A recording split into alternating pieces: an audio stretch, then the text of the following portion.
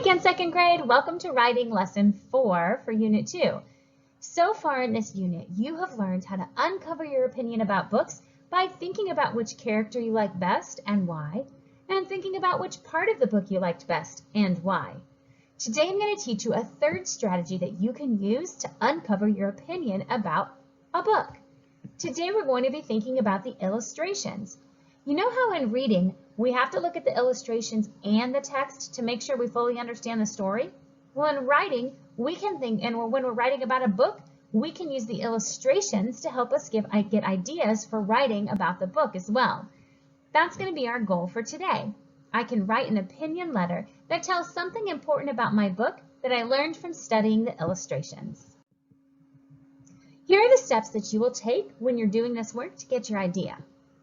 First, you're going to study the illustrations and ask yourself, what is something I notice in the illustration that I didn't notice before?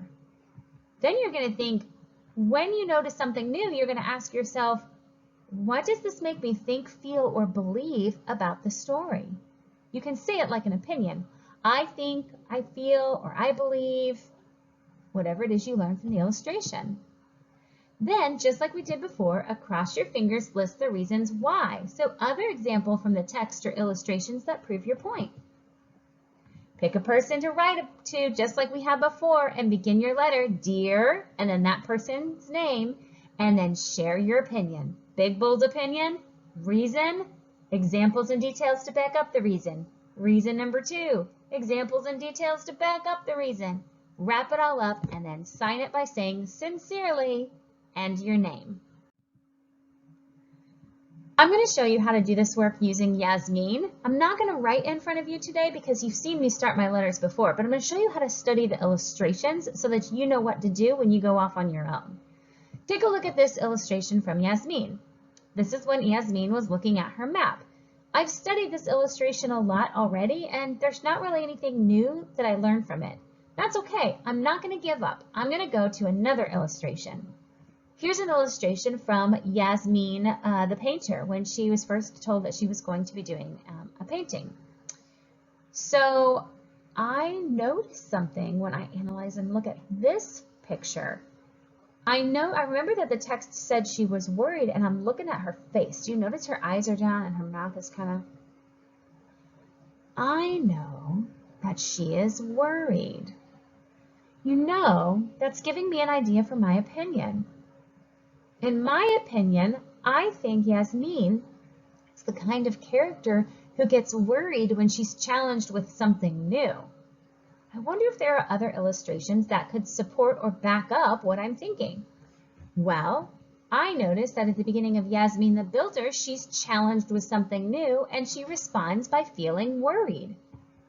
I noticed that in Yasmin the Painter at the end when she's at the art show, that's something that's new. And she's feeling worried. Remember, there were soda bubbles in her stomach and her face. Look at her face there in the illustration.